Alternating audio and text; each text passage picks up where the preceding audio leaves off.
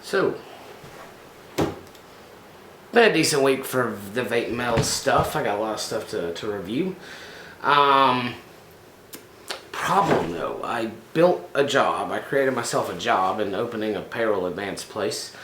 So our first week open, like me and my brother, my little brother who's going to run it, we decided we were just going to be there every day for the first 7 days, and then next week we're going to start doing that day off thing. So, been a challenge getting videos done, and today I'm going to do a couple. And I guess the way I'm going to do it from now on is I'm going to have two locations. I'm going to have a location here, and then I also have one up at the store there, because a lot of town time there that some video-age action could be done. Before I get into what this one's about, I'd like to say, you know, I did my Orion video the other day, and I called the Orion 3, I called myself doing, it wasn't for me style video. You know, I don't vape at 15 watts, but I didn't call myself tearing it apart, and for some reason the manufacturer, without any advanced notice or anything, decided to go on one of the forums that I don't attend forums, and decided to just say I obviously didn't know what I was talking about. So I'm going to start this video with a massive fuck you to non-smoker, and this video is about the Kayfun Gamma, and here we go.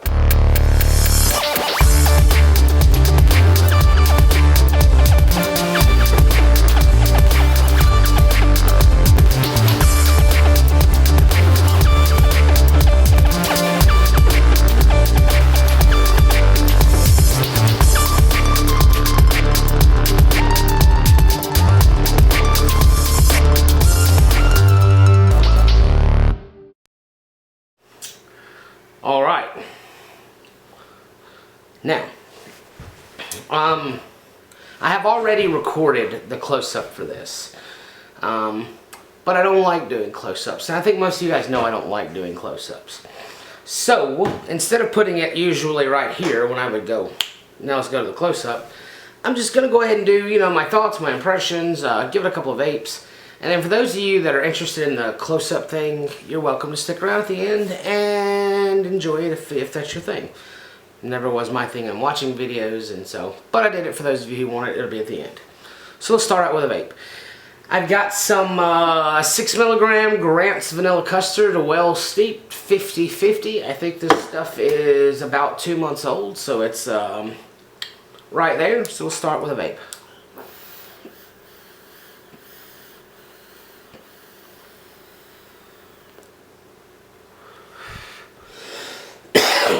God, that shit's good.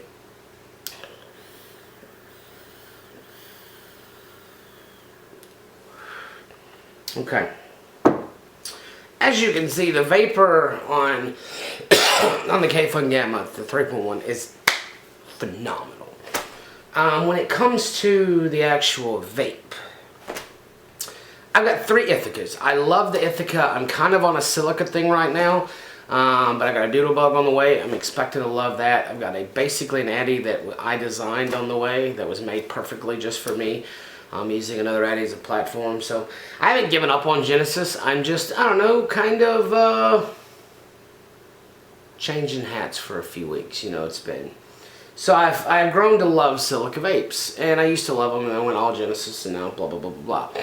So when the Ithaca came around, I bought 3 of them.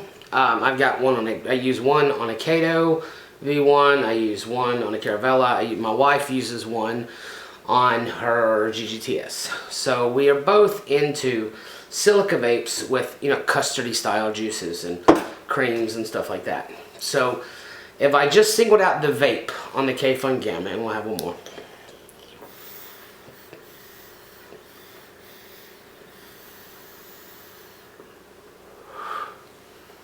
The vape on the Kayfun is a better vape than the Ithaca. The draw is smoother, you know, in it seems like the pull is cleaner. But I can't give a win if I was to go heads up with the Kayfun versus the Ithaca.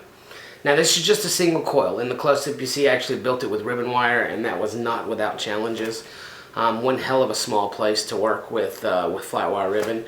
And for those of you who wondered from previous videos, I use the it's 0.8 ribbon wire, really good stuff. Like I said, the vape is phenomenal, but there are some problems for me with the Kayfun. It is a bit finicky. I wouldn't use the word fiddly. One thing, the first I guess mark against the Kayfun for me was that it didn't come with any instructions that were in English. I will thank them for sending instructions, but the instructions were in Russian. And I don't speak Russian. I don't read Russian either. But I got a buddy who speaks Spanish and Russian, and that's pretty damn cool. So I went around the internet and I hunted around for the manual because I was having some leaking problems with it. And I found somewhere, I'll actually try to get a link down in the description for those of you that already have one or plan on getting one, where he had converted the manual from Russian to English. And I learned quite a bit. Now, if any of you have watched since the very beginning, the very first video I did was the Kayfun 2.1. It is 90% the same device. The reason that I didn't keep the, god damn it, my allergies are killing it, this pollen. The reason I didn't keep the 2.1, is that I had a problem with it leaking out the air hole and spitting juice out the top. I couldn't get the right combination, like a combination lock. Like if the wick was too far down over the wick hole, not the wick hole, the air hole in the combustion chamber. If it was too low, it would leak. If it was too high, it would spit juice out the top. If the airflow was too open, then it would spit juice out the top. If it was too closed, it would flood and leak out the bottom. So with juice going both directions in the 2.1, I was never able to get the right combo to not have one or the other problem. Whatever they've done in the 3.1, they have eliminated the problem of having juice spit out the mouthpiece. I played with it quite a bit back and forth. Ooh, finna get to see the problem.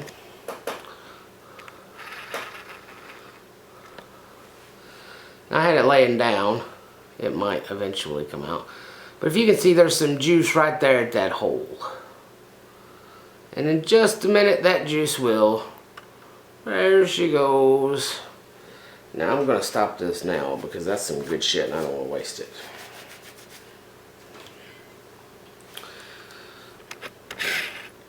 it. Where I say it's finicky is it's finicky with, you know, they say in the manual with atmospheric pressure. Let me have another vape.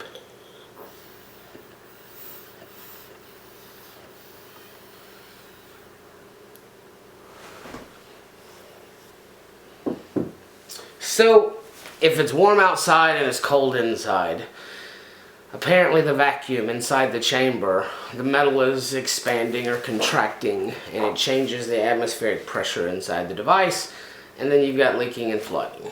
If you go from a cold place to a warm place, a warm place to a cold place, or if you just fill it up inside and don't move it one inch, just stand it up, it'll leak out the bottom too. That changes the atmospheric pressure somehow too.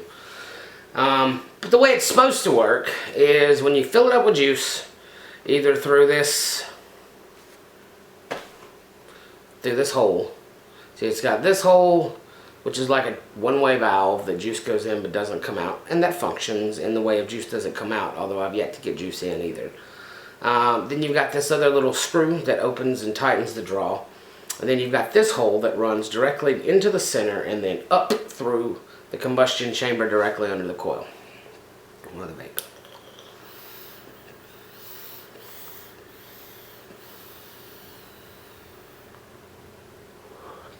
Such a good vape. It really is a good vape. I want to love this device because it vapes so well. But anyway, so now we talk about the problem. You know, I've yet to find the right, I guess, mix of juice thickness and tightness of that air screw to create the proper vacuum inside to not have it leak out the bottom.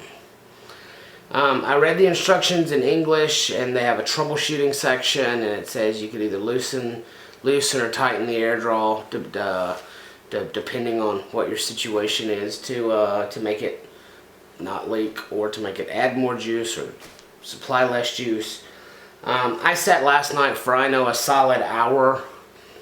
Like, I would vape it, and then I would loosen or tighten or loosen the air draw, and then I would get it to stop leaking, and then I'd vape for a while, but then I'd start leaking again, and so then I would, tighten it or loosen it. I actually went an hour, it's probably 2 hours, like a solid 2 tanks through this thing. I can't find the right combination to make it not leak. So, what I have done is to where you have to use a Genesis and leave a Genesis standing up, I have found that if, as long as I just lay this thing down with the air hole facing up, I don't have any leaking problems, and it is a phenomenal vape.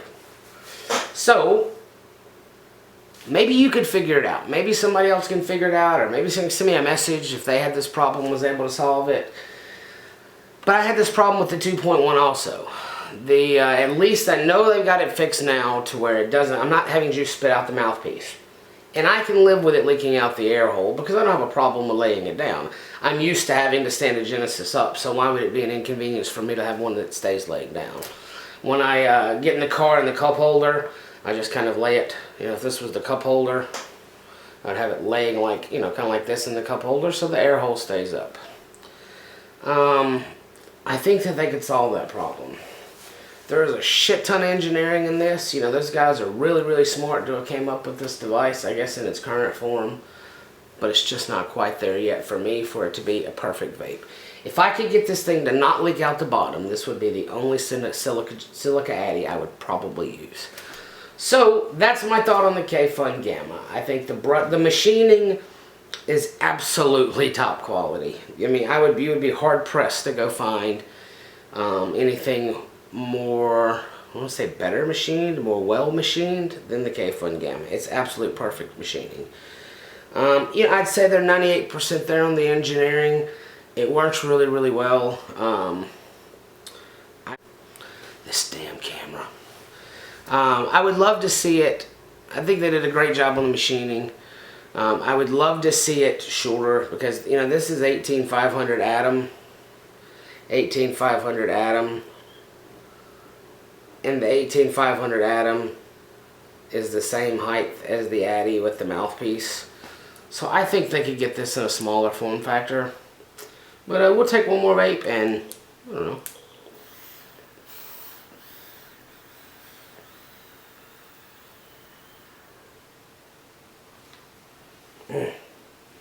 The vapor's phenomenal. The 4 wrap of ribbon wire that I've got in here that you guys can watch later if you want to is on here. And that's what I got. Like I said, it's not quite there. I think it's a phenomenal device. If you have no problem laying it down, then I think it's a winner. If if you're one of those guys that want zero fiddliness, maybe not for you. For me, it's great. But I'm gonna hang on to this one. And that's what I got. It's Jamie JC West, Facebook, YouTube, and Vapor's Place. If you want to stick around for the up close, it will be right after this. I used this ribbon wire in a really, really small space, so I will warn you ahead of time. I'm not even going to edit it. I'm just going to put it up there behind it. Might be a little boring, and I think I don't know, I think I almost was like, I probably maintained the attitude of I just don't even want to fucking do this, but I did. This is the part of the videos that I enjoy doing. So, if you want to stick around, there you go. If not, be strong, vape on. See you again next time. Alright, so I am going to go ahead and do a rebuild on this right here. And actually a slight experiment on the rebuild. And I guess I'll just go over the parts that are on it as we go through it. So to start, this is the base, and I'm going to take my old coil off. There are two positive, or I guess a positive and a negative post. Both of them use a small Phillips micro driver to use. So I put this coil on right when it got here. It actually didn't have a coil on it when I first got it, when it first came in. And this is the first coil that I ever did on it. So, old coil gone. So I guess I'll start with wondering where I've got some silica at. I've got like a whole, oh there it is. So first thing you want to do is just figure out what you want to put, silica or, 2 millimeter, 2.5, 3, 3.5. Figure out what kind of silica you're going to use. And you're going to need to cut you a little bit of silica. Now what I said this is partially going to be an experiment is I'm going to see if I can use ribbon wire on this. So, first I'll cut me a little bit of ribbon wire. Now this is an experiment because, like I said, haven't tried ribbon wire on this thing, but I can't imagine it would be any different from any other wire. So I'm just going to take my little bit of wire and try to put a few coils on it. I'm going to start on this side and finish on the other. See how this works out.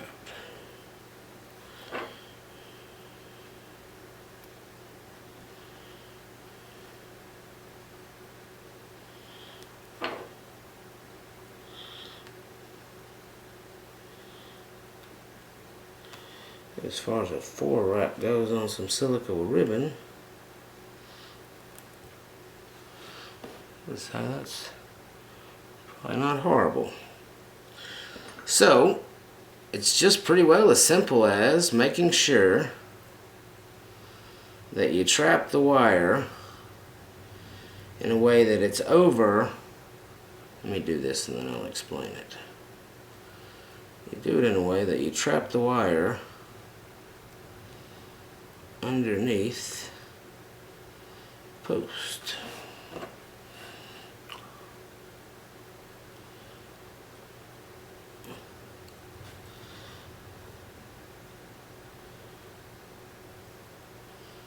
I always said it would be good to have an extra hand when I was doing this sometimes. And usually I do. I just say, wife, hold that right there.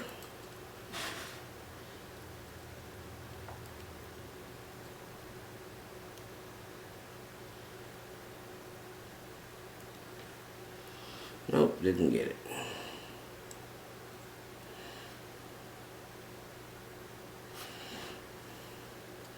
That driver's gonna be too big.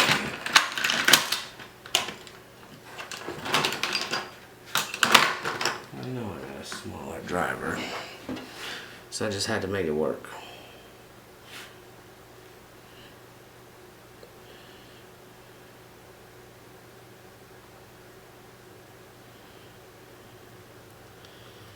See, right now I would say, darling, do me a favor and turn this screwdriver. But she's not here.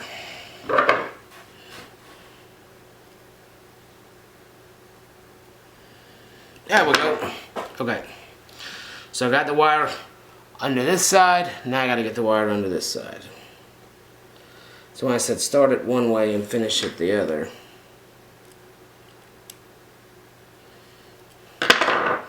that should be pretty easy on this side. Just yeah. This also helps if you don't have these massive sausage fingers that I got. Okay.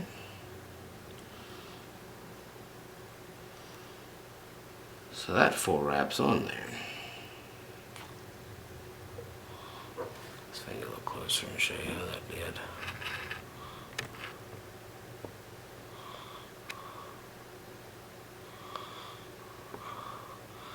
So hard to do all this stuff backwards. Now after you build your coil, you know, make sure you got a little gap underneath the coil, between the coil and the air, because the air comes, oh, I hate doing this up close stuff. The air comes right up that little hole, comes up that little coil, or through that hole, through your coil up to the mouthpiece. So, after you built your little coil, you're going to trim off some of the excess, and you actually made it trimming off a little more too, but start by trimming your wire and some excess wick.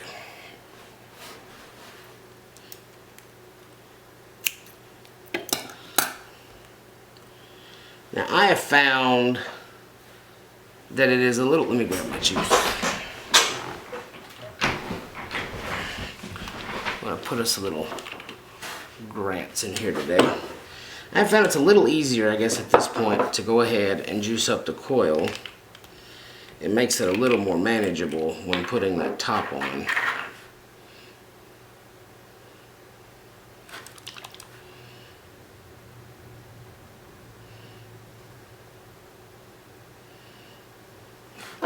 Okay, now you want a little piece, well, I'll say that next. This is the air combustion chamber. So you want this little piece of wick to lay down. You want this little piece of wick to lay down against this piece, and then you want this piece of wick to lay down here.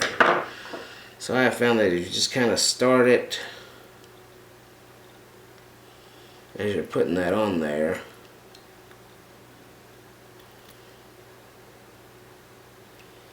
they kind of fall in place. Oh, I got that piece of wire in the way.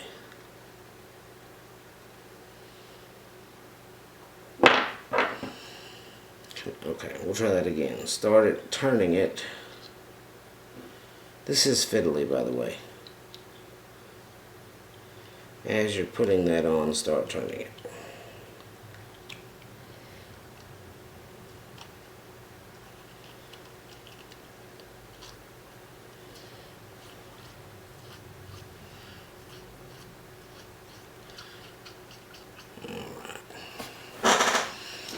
Let's put it on our mod.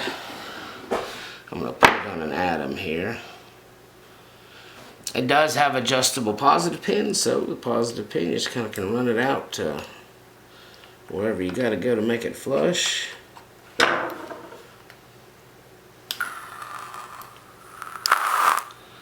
She's a firing. Alright, so the next step is filling. Now with this, you've got a couple of options. Option A, I have had zero luck with so far. And option B, I guess is just the only way I've got it to work. So if you, but I will show option A. Option A is to take a syringe, and there is a hole right here. Apparently you're supposed to be able to, according to the directions, hold it upside down, stick a syringe into that hole, and it'll fill the tank up. I have found that it works better for me just to fill it up the other way. So you've got a bottom piece to the tank. You've got two options on the middle piece. You got to turn these snug to make a seal with these O-rings. You've got the option of a metal tank or a clear tank. I just prefer the metal look. So I'll put the metal tank on. Come on. You do not want to cross thread this thing. These things are really fine threads.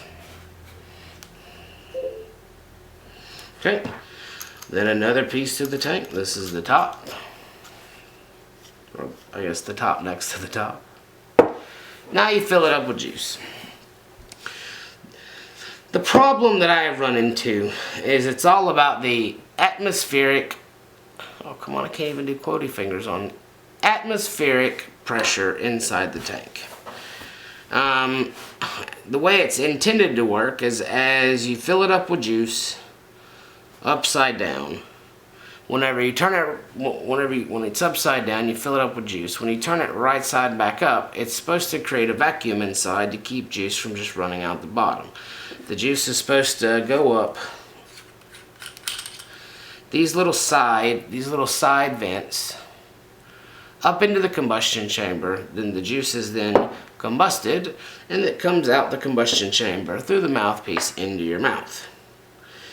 That juice filling mechanism, I guess, with the needle that I've yet to really have a lot of success with, the juice goes through that hole, out that hole into the tank. Maybe I've got like 16 gauge needles, maybe you need to use an 18 gauge or something even smaller. And so that's kind of how juice gets up into the addy. Now the only way that juice can get outside this hole, which is where I have my problem, is if too much juice gets inside this chamber. If too much juice gets inside this chamber, its only way to escape is either to be vaporized through the top or to leak out the bottom. So, the way it described in the instructions was, if you want to fill it through the top, should basically fill it up. Don't know where the battery died. I put too much juice in it, so I just pulled a little bit of it out. But basically, the way it's supposed to work is you fill it up according to the instructions. Have the mouthpiece on the, I guess technically the actual top. That's the top next to the top. Next to the top. And I guess to try to create that vacuum, I just kind of put it on. When the thread catches, then I'll turn it upside down so that that air pocket I left is now at the bottom. I'll really get it tight. And it's supposed to be full, and it is full. So, I recorded this before I did the intro, before I did anything else, and so now we're going to go do some other stuff. Be right back.